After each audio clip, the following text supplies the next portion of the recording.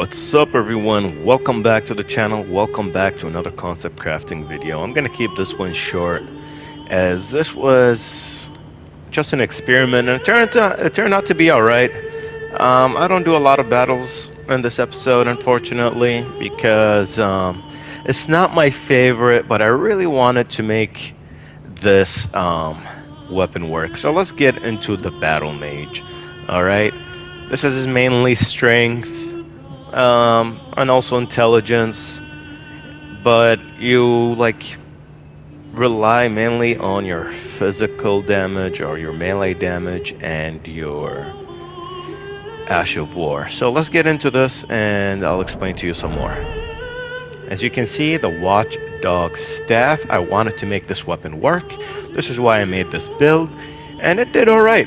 Not my favorite build for sure, but I can beat the game with this if I really want to. I mean, I really can, but it's not an OP build in any form or way. What's nice about it is very simple and straightforward. It's not one of those complicated builds where you have to switch around and rotate between spells and keep an eye out on debuffs and buffs and all that. It's very simple. You have Golden Vow and Black Flame's Protection because we are an NG plus 5, level 150 as you can see.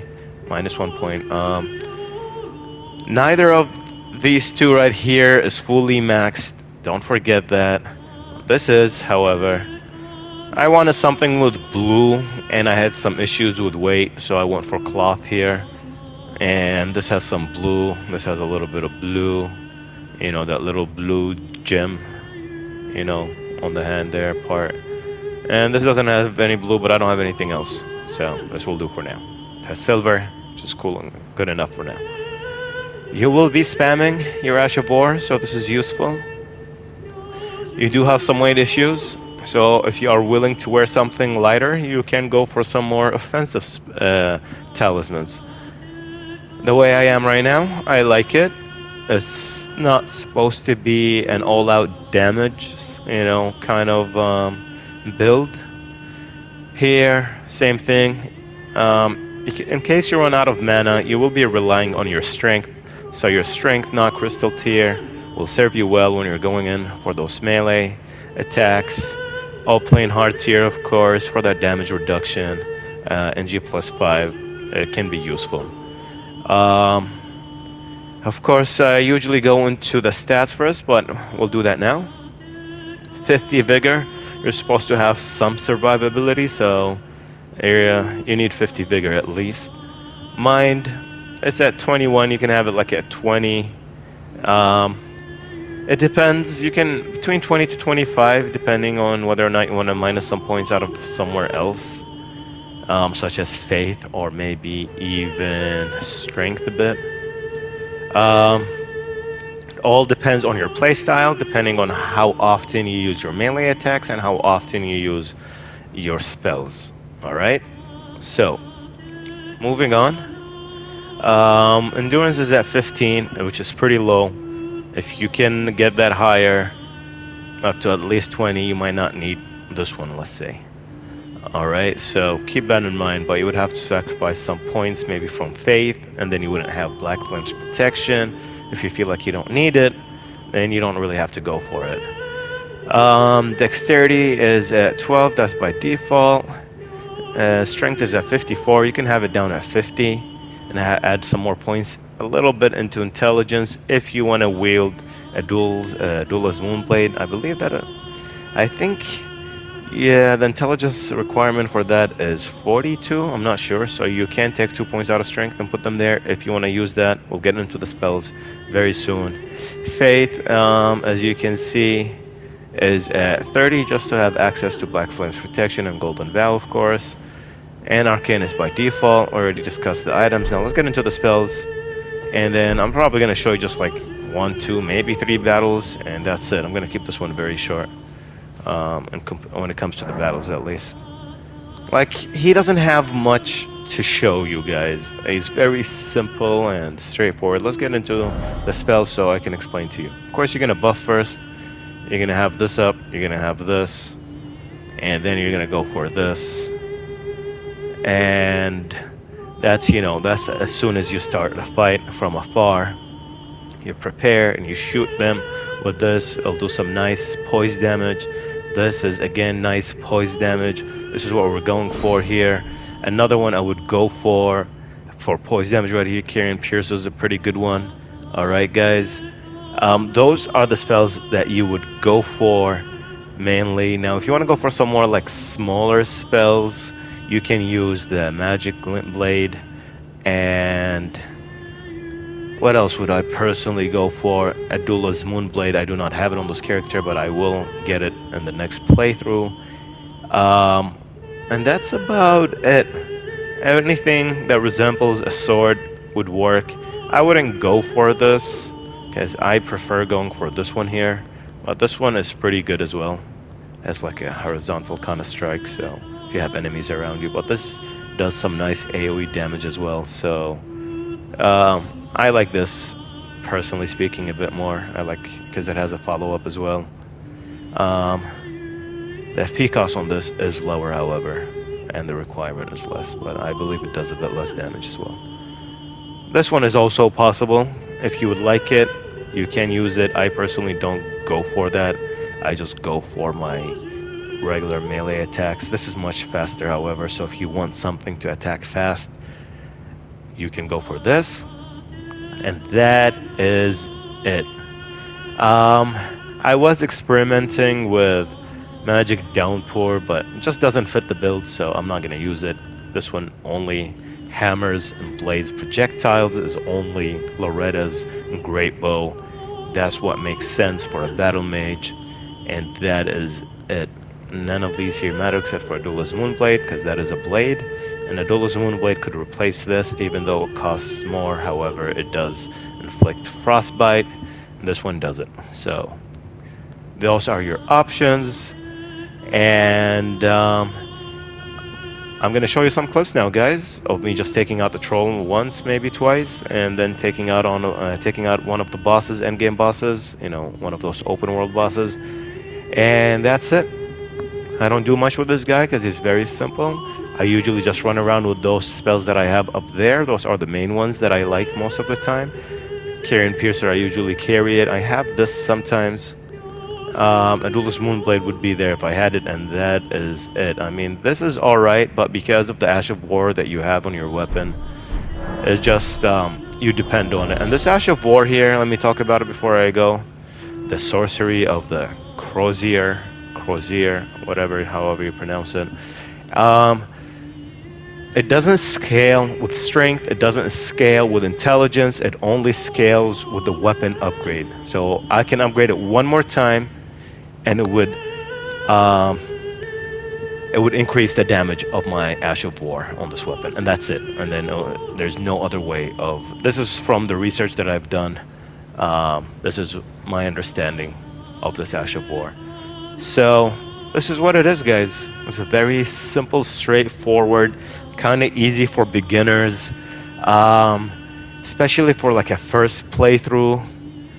Like, yeah, you might have to wait a bit to get some of these items, but like, I can make a playthrough for this guy and show you how it is from the very beginning. If you want a fresh start playthrough of this guy, say so in the comments below. And that will be it for now, guys. So BRB. And I'm back, guys, so I'm gonna keep this quick and simple. We're only gonna fight this ogre here once, followed by one boss fight, and that is it. This guy is very simple and straightforward, as I mentioned before, so I'm not gonna do too much with him. You can make this build work. Anyone can, honestly. It's a pretty straightforward build, like I mentioned many times. But just to show you, give you an idea like how much damage you might take and all that. I do get hit once or twice here, so I think it's only once. Against the boss, though, I do take damage quite a few times, so you'll get a good idea of what it looks like. But you gotta keep your buffs on for as long as you can. As you can see, the Ash of War is not good against enemies that move a lot, to be honest, because it will attack wherever that enemy was when you cast the spell. So if the enemy moves afterwards, it will attack the place where it was standing instead of where the enemy currently is. Anyways, as you can see, very easy to take care of this guy right here. So I decided to at least fight one end game, like open world boss, so you guys can, you know, again get an idea of how this build would perform. As you can see, we only have 2 buffs really, and already going in. So I'm creating some space here, attacking it a few times or once, and then just making sure I stand somewhere where there's enough space. That other creature came down, but it's not gonna do much. It's just, you know, hurting itself really. I can't do anything against this crazy ass deathrite bird. So here, as you can see, I look and I'm like, can I get it? And I do. Direct hit. Then I'm waiting, I'm like, is it gonna do something today? Alright, is it just gonna give me free hits? Let me try this one then. And then it kind of realized what was going on. I got some damage there, not as much as I'd like. And there you go. See, now it tries to follow it there, but that, like, it doesn't, I don't know, doesn't hone in as well as other spells from my personal experience. It does lag a bit, like you kind of have to time it. You can't just cast it anytime you want. So keep that in mind. See, just completely gone. Completely missed there. I mean, it's not too bad, but it's not the best. As you can see, I am spamming my Ash of War here, as you all already know. I mean, this build is really about just melee damage and your Ash of War, plus a few spells. And the point of those sorceries is to give you a little bit more of a ranged option, and because usually I go for the spells that have, you know, some poise damage on them, so even if they don't deal a lot of damage, they at least will give me a chance to break the boss's stance. I've done that here once, not in this video that I have for you guys. I died on that attempt, so unfortunately this attempt I did not get to stagger this creature, but I staggered it and I was so close to killing it and I just messed up. But anyways, I forgot to rebuff and I was just dealing like massive damage. So as you can see, I'm just taking my time, creating distance when I had to apply buffs. It has a range, and if you're not, you know, within that range, it will stop chasing you. There's like proximity and all that, so you can't get too far away from it. But if you do, it will give you, you know, it will stop attacking you, it will leave you alone, just keep like staring at you while like it moves backward, kind of like what it's doing right now, sideways and back. As you can see, I'm just spamming my Ash of War. However, the Ash of War, I mistimed that roll too early there. The Ash of War barely cost any mana, so it is spammable. It does use kinda a lot of your it doesn't use a lot of FP, but it does use a lot of stamina. That's what I meant to say. And it's very useful, guys. It's very useful. I mean, this is how I would imagine a battle mage. It would be like a warrior that uses some sorceries, but is more of a warrior. And as you can see, we're nearing the end slowly. But there are some attacks that I kind of just have to create distance from. And there you go. I got hit once. I don't think I have all my buffs going at this point, so I would have probably received even a bit less damage if I had them. There you go. I'm reapplying them right now. And yeah, it barely has any health. I just wanted to cast some spells there. This is I rolled back. I usually roll forward and try to get in like a melee hit or two if I can. And yeah, it's just annoying with all these little things that I can cast. But as you can see, it did take a while. It was a little bit messy, but not bad. I still have a lot of flasks left. Well, at least crimson flasks. I did finish all my cerulean ones, just because I was like casting a lot of whatchamacallit, Ashes of War, and just mainly Dash of War. Anyways, guys, this is pretty much right now the end of this fight here. So I hope you all enjoyed, guys, and I'll see you all in the next video. Enjoy your day. Take care. See you all next time. Peace.